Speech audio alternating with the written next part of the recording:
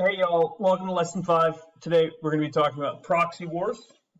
Just a quick reminder what we've talked about so far. The Cold War was this time period from 1945 until 1989 where the Soviet Union and the United States were competing against each other. The Soviet Union represented communism. Their goal was to spread communism throughout the world. In the United States, their goal was to contain or stop the spread of communism. The United States had set up NATO as an alliance to defend countries from the spread of communism. The Soviet Union had the Warsaw Pact, which defended communist countries in Eastern Europe from NATO. All right. So proxy wars. Proxy is a really fancy word, but has a really simple definition. It is basically when somebody does something on your behalf. Okay, if I say, hey, can you go to the bank and cash this check for me? You are my proxy. You are doing something for me.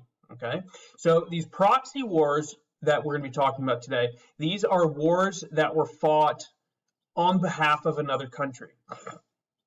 So the Soviet Union and the United States, they never actually fight each other, but they do support countries that fight against the supporters of the other country.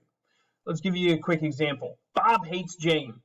Bob tries to get as many friends as he can to not like Jane. So those friends of Bob, those are his proxies. All right. Jane, on the other hand, gets as many friends as she can to not like Bob. So those are going to be Jane's proxies. So instead of Bob fighting Jane, he's going to get one of his friends to either fight Jane or to fight one of Jane's friends. That's a proxy war. So instead of Bob and Jane fighting each other, Bob's friends are going to fight Jane, or Bob's friends are going to fight Jane's friends. That's a proxy war. Okay. Instead of two countries fighting each other, their allies are going to fight each other. So a couple of real world examples y'all are going to talk about today. The Korean War, this lasted from 1950 to 1953. So North Korea is up here, South Korea is down here. North Korea was a communist country after World War II. So just like Germany, Korea was split up into two.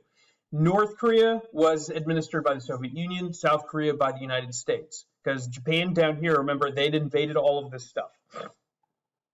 So by 1950, North Korea wanted an entire peninsula. They wanted the entire peninsula to be communist. Whereas South Korea, they didn't. They wanted to have free elections where people could decide.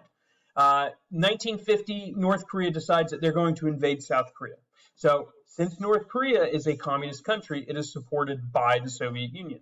South Korea is a non-communist country, and remember, the United States is trying to contain the spread of communism, so they ally with South Korea. Now, the Americans decide to send troops to South Korea to prevent North Korea from spreading communism down here. Now, if this were a hot war, the Soviet Union would have sent their own troops, and the Soviets and the Americans would have fought in Korea.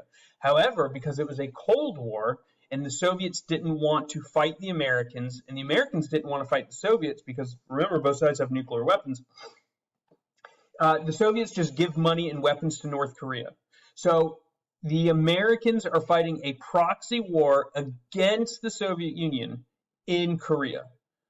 The North Korean communists, the South Korean non-communists are fighting each other. So this war breaks out. Eventually, North Korea manages to make it all the way down here, but they push them all the way back up here. Eventually, the Chinese get involved. China is a communist country, so they're going to support the North Koreans.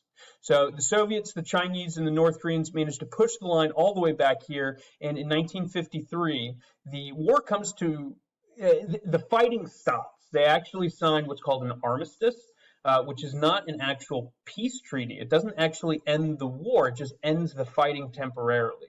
So this is the situation in Korea after the Korean War, and this is the situation that exists today. We'll be talking about North Korea later on in a couple of weeks to give you more information about that. Another proxy war that was fought was in Vietnam. Okay, the Vietnam War lasted from 1964. Let me back up. The Americans were involved in the Vietnam War from 1964 to 1975. So before this, the French had colonized this entire region. The people of the people of Vietnam, they did not want to live in a French colony. They wanted to be independent. They shared a common identity with the Vietnamese people, but not the French people. The French government didn't necessarily treat them fairly. So two groups pop up. You have the communists in the north and the non-communists in the south. Both want independence from France, and the first part of the Vietnam War lasts from the 1950s until 1964, where they're trying to overthrow the French. And they eventually succeed. And then there's this idea that North Vietnam wants an entirely communist Vietnam, South Vietnam does not. So again, the Soviets and the Chinese will support North Vietnam because they're communist. The Americans will support South Vietnam because they're fighting the communists. Remember, they're trying to contain the spread of communism. The Americans at first only give weapons and money to the South Vietnamese, but they realize that they need to get involved in the Vietnam conflict in order to prevent North Vietnam from spreading communism to the South. Okay. So the Soviets never get involved they never send troops to North Vietnam, but they do send supplies and weapons and things like that. So the Americans are fighting a Soviet ally, which makes this a proxy war against the Soviet Union. So even though the Americans never fight the Soviet Union, they're fighting their ally in North Vietnam. So today what you're going to be doing is taking a closer look at these proxy wars. Right? So in Google Classroom, you have the proxy war case study slides. So it talks about the Korean War first, and then you are going to read about the Vietnam War. There are some questions that go along with it. What is a proxy war? Please answer these in complete sentences. Make sure that you're answering all of the questions. And then down here, there are a couple of additional questions. I'm not going to be doing the check-ins anymore. Instead, I'm just going to grade these. I just want to make sure that I'm not overwhelming you with work. So if you have any questions about today's assignments, please feel free to email me or come see me during my office hours.